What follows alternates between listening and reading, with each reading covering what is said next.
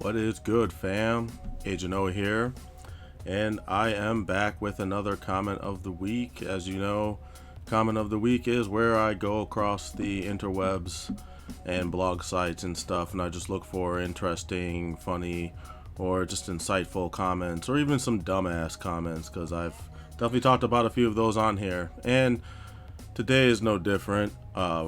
My first comment of the week comes from an article on Cinema Blend where I guess Zack Snyder had made some comments about some of the Marvel movies that have recently come out and how they're, I guess, formulaic, and specifically, I guess, the movie Ant-Man. He says it's kind of like the flavor of the month because movies that he's working on with, Superman and Batman are going to be timeless because those characters are timeless. So, I mean, it's kind of like he's saying, the stuff he's doing is going to have more class and it's going to have longevity, whereas movies like Ant-Man are going to stick to some tried and true formula that Marvel and Disney has kind of come across with all these movies they've been making, and it won't have the staying power that a movie like Batman vs Superman or any movie that stars the characters of Superman or Batman will have. But I guess this kind of pissed off Sebastian Stan, who plays the Winter Soldier in the Marvel Cinematic movies, and he fired back with a statement which I actually thought was kind of funny. He says, "I would say we're still making something very original in our own way. I mean, the Russos are coming in and taking something people are used to and they're shaping it up and changing it in a very different way. They're not trying to mimic a better Christopher Nolan movie or something like that." Now that is some definite, I won't say it's shade. He's just outright, I think he's out. Most people would say that's shade. He's throwing shade Zack Snyder's way, but personally I think he's outright calling Zack Snyder a copycat. So it doesn't count as shade. It's just an outright diss to me. He just said it in a way that it's just not very inflammatory. It's not very derogatory. It was just a direct. It's just a direct. He's calling it like he sees it, and I know Nolan is a part of the Batch vs. Soups movie. He may even be a part of the Man of Steel franchise. I don't really remember. But it is indicative of what a lot of other people have said about the DC movies in general, because they all have a darker tone. And that in and of itself, if you want to talk about formulaic, that in and of itself is a formula that they're apparently trying to run with. I think one of the major players with the DC cinematic universe even said they want to make the movies more dark, whereas they want to do whatever, they're trying to do the opposite of whatever Marvel is doing. Basically, Marvel's movies are a bit more lighter in tone, so DC wants to make theirs more dark and more serious. I don't think that should apply for all of their characters, but that's just my opinion. But anyway, I was reading some of the comments, and as I usually do, and I came across this comment by Gene Yan. He says, "What is it with DC filmmakers continually taking pot shots at Marvel? Maybe Ant-Man is the flavor of the month. That doesn't make their movies any better. Prove it on screen, boys." And I dig this comment because, people can say what they want about the Marvel films, but they have done something that other film franchises wish they could do. It's why DC's been scrambling and working so hard trying to build their own cinematic universe, because obviously it comes down to money, and they are seeing how much money Marvel is just raking in by the truckful, with their films, and they want to get in on that money too. They want to get that guap. They want to cake off on this movie thing. So that's why they're trying to establish their own cinematic universe. It's why they're cramming so many heroes in the Bats versus Soups. And I'm not saying that's all Zack Snyder's doing. I think Zack Snyder is just the director. You know, he didn't write the script. He's not working with all the executive producers and anybody else who has their hand in the cookie pot that is the DCCU.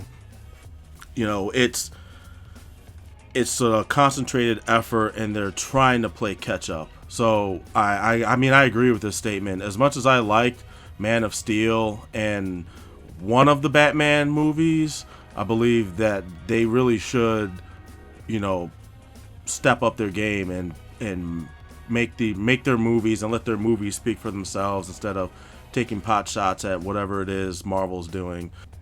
I don't know, the whole thing is kind of dumb, and I think it's kind of fueling that whole Marvel versus DC fanboyism stupidity that I'm tired of. It was fun for a little bit, you know, when you get with some of your friends and you go back and forth on which one's better or why you like the other one more than the other.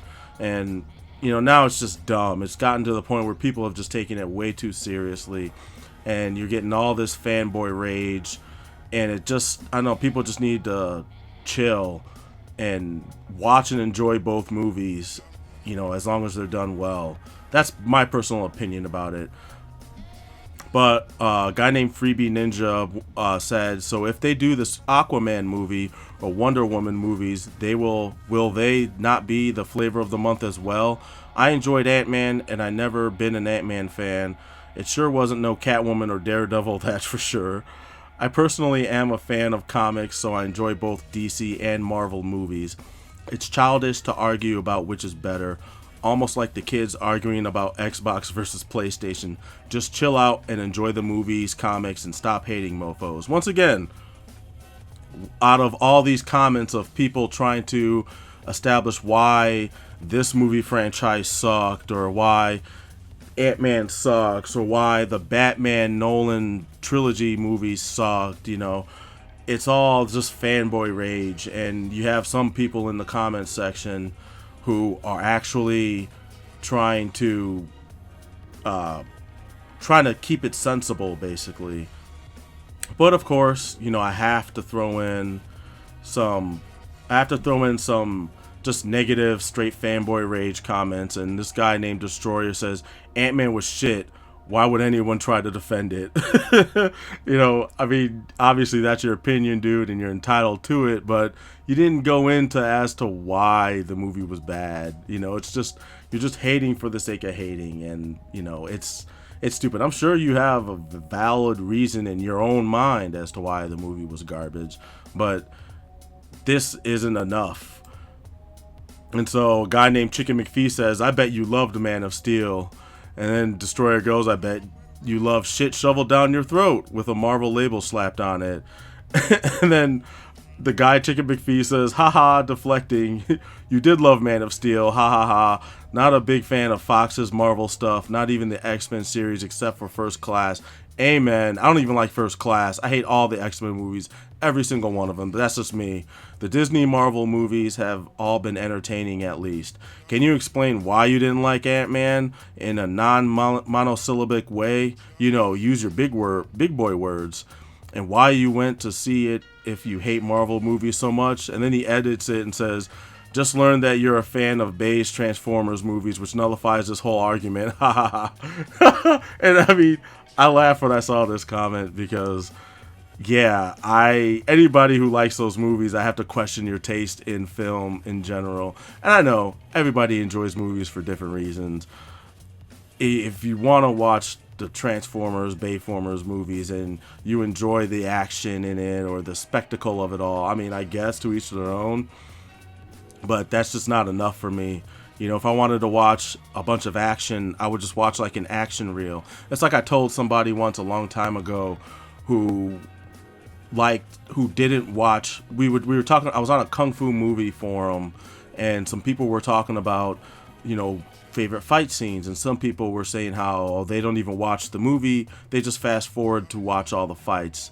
And I said, well, you may as well buy a fight high reel tape then instead of buying the movie, because if you're not interested into why these characters are in these situations and why they're even fighting in the first place, you're only getting half the fight, because you know, that's a big part of the character motivations. I think are a big part of what fuels the fight, and that can also help make the actual fight scene more interesting than just seeing the elaborate choreography and the fancy camera work.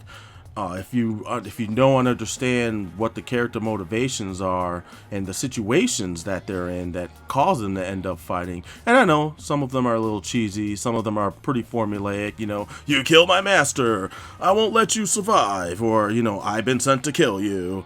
You know, that whole, you know, those a lot of those old movies kind of mimicked a lot of that stuff, and I get it, but it's still fun. You know, it's still fun to watch, and you do get those Hong Kong films or, you know, martial art movies where there's a really good involved plot, and that makes all the fighting that much better when you see that they actually put some thought into the story. But that pretty much does it for that article. Like, I left links in the description so you can read the article and you can scroll through the comments, because there's a lot of good and a lot of funny comments in there. But moving on, I wanted to talk about the next article came from Cinema Blend, and it's an article about how Batman would defeat the entire Avengers in a fight according to Max Landis. Now, I don't know how many people know who Max Landis is. I know he got famous for his video, which you can find on YouTube, about how Superman sucks and how nobody gives a fuck about Superman. And it basically, the video is about how he basically brings to light how dumb the death of Superman comic book event was, and how it opened the door for any superhero to just die and repeatedly come back. And if you read comics, you know this to be true, because so many characters have died and came back, and it's become a huge event in order to sell comics. And that's what the death of Superman was. And he goes into pretty lengthy detail in that video, and it's comedic and funny and it's fun to watch. But he goes into a lot of detail about the actual story and about, you know, why this was ended up being bad for comics. And, you know, I dig that. I dug that video. I liked Chronicle, which he wrote. But I'm not giving him a pass for his reasoning. His reasons were really, really dumb, and for how Batman would beat the Avengers. And I'm going to read it for you as fast as I can, because it's kind of a lot. But he goes in to say, my opinion on this stems not from my love of preference of individual characters, but rather for how the characters work best. The Avengers work best when vulnerable. Batman works best when he's written as a domineering and intense force of nature. I think they'd stand a better chance in round 2, but round 1 goes like this. Okay, so let's say the Avengers appear in a city with Batman and they fight.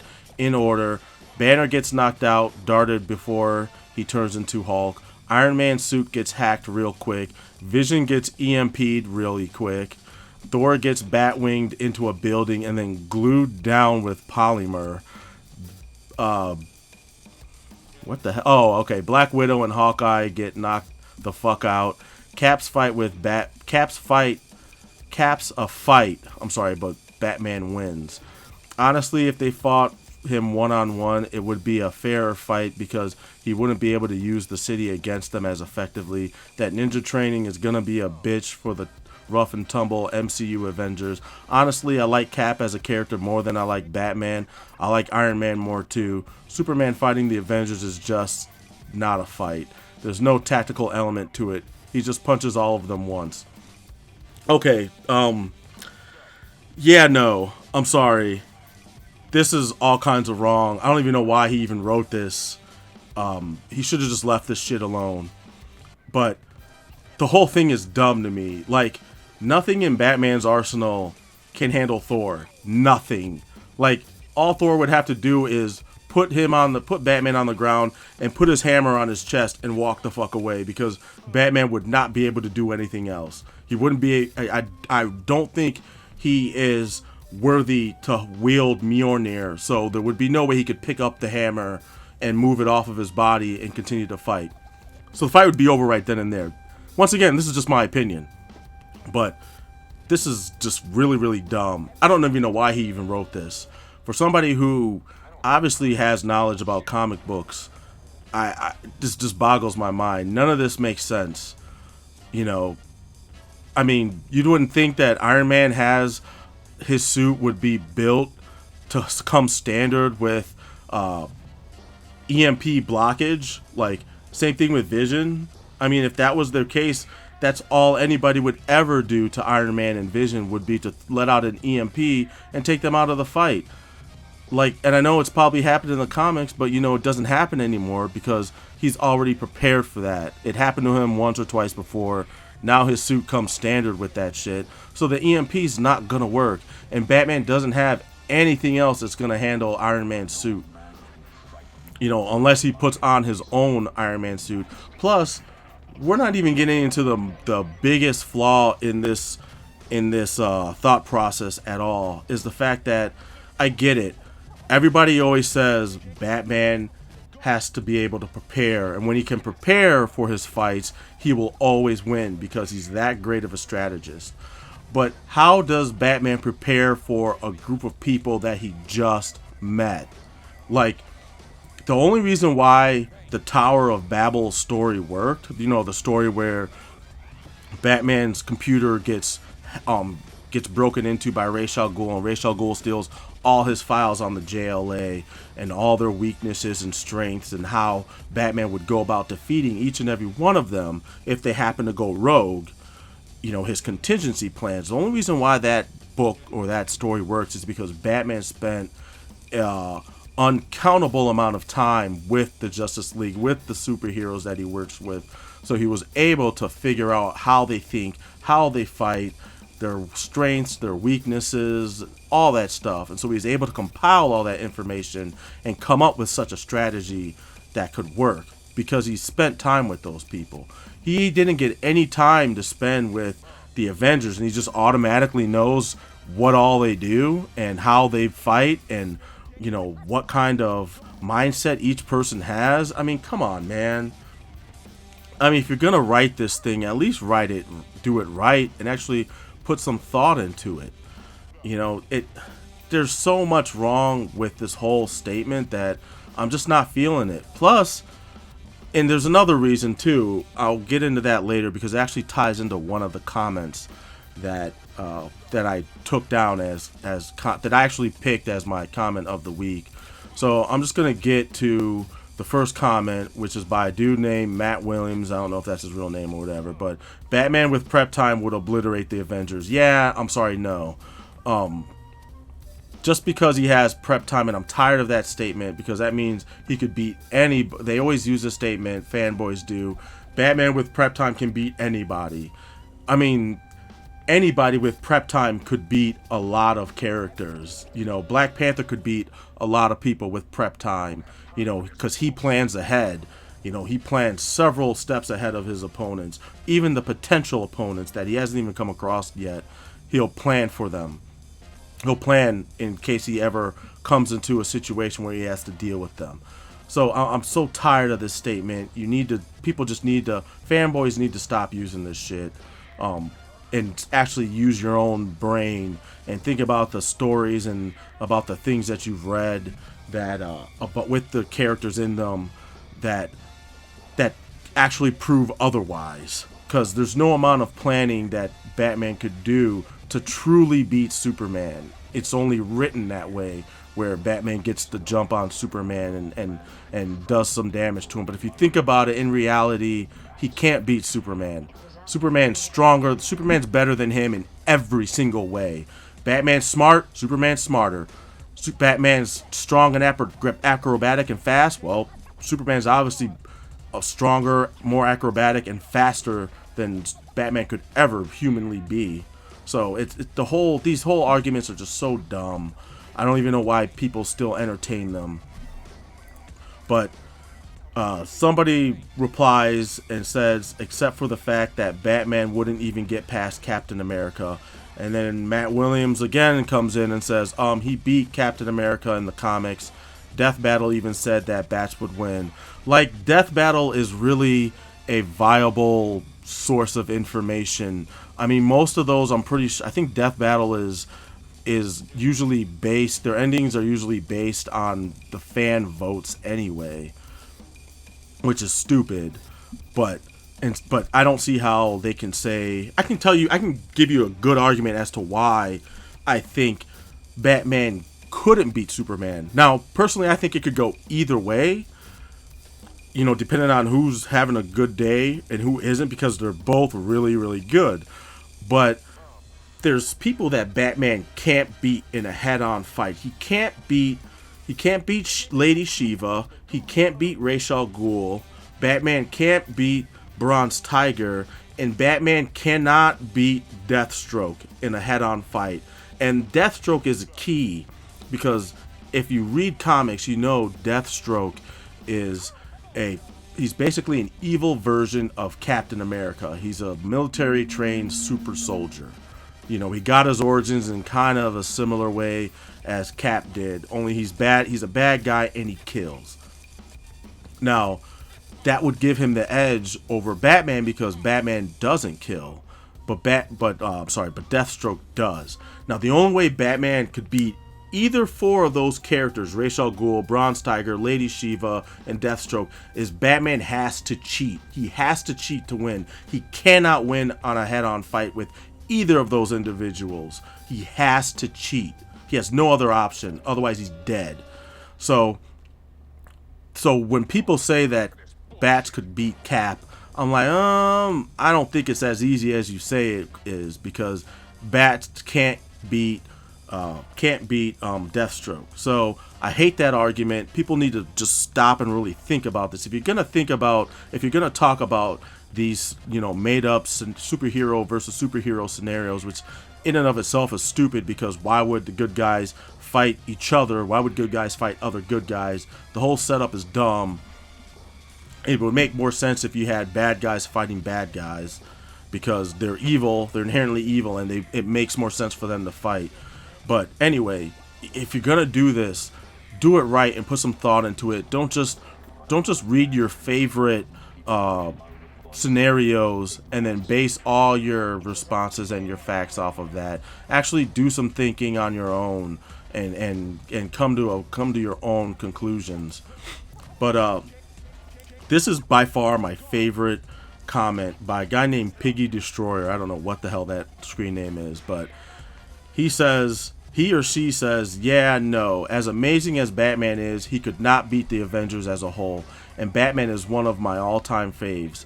Taking his scenario even, the Hulk's rage would render the dart useless, Iron Man would quickly gain control of his suit back and would probably hack the Batwing, which the Imp blasted. If he could pull that off in time, would render the Batwing useless anyways, as well as his own electric gadgets.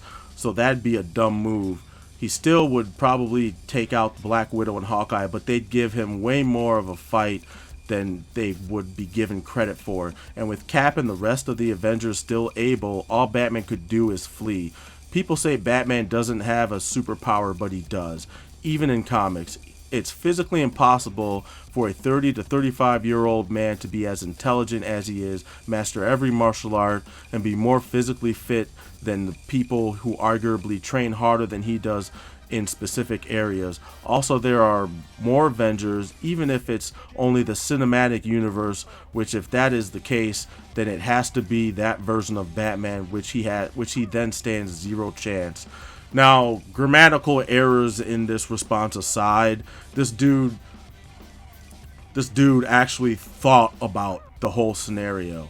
And since Landis used only the cinematic universe Avenger characters, if this was the cinematic universe Batman, there is no way in hell that the Nolan Bats is what I'm going to call them. Nolan Bats could not beat the Avengers. Nolan Bats couldn't even really stand his own against the Joker. There was at the very end of the movie, Joker had him on the ground and was kicking the crap out of him, literally working him out on the ground.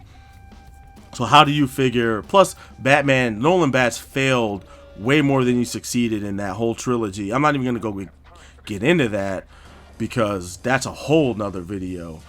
But this is what I'm talking about when I say somebody used their head and actually thought about the scenario and how this would work, or would it work even in the first place. Now, I don't know about the dart, you know, making the, like, preventing the, being able to not prevent the banner from hulking out. I don't know about Tony Stark being able to come back from the effects of an EMP, which, once again, I still think his suit would be built in to block an EMP blast, but whatever.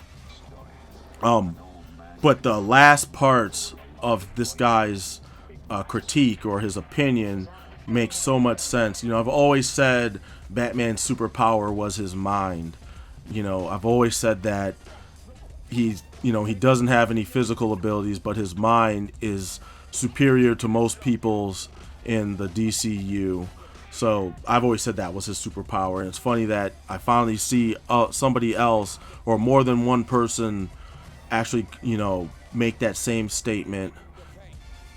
But this is what I'm talking about when I say people need to actually take an objective look at these scenarios and not let your fanboyism and bias, you know, take over, you know, and make the decisions for you. So yeah, that's pretty much it. You know, I'm just so tired of seeing comments like Matt Williams, where, you know, he says, oh, he'll just obliterate the Avengers. When people make these kinds of comments, I wish somebody would just show up at their house and just take their computer and just smash them with it, or just smash the computer on the ground and just leave, because you should not be commenting. Please just stop commenting. If you're not going to be constructive at all, just don't do it. Just stay away. But anyway, that's it for this comment of the week. Hope you enjoyed your time, and if you did, let me know about any comments that you might have come across during your voyage into the interwebs, and, you know, talk about them in the comments, because I'd like to know what else other people are seeing, you know, what other interesting articles people are reading, because you know, I'm always looking to, you know, see some new shit. So that's gonna do it for this video. You've all been great. I'm Agent O, and I'm out. Peace.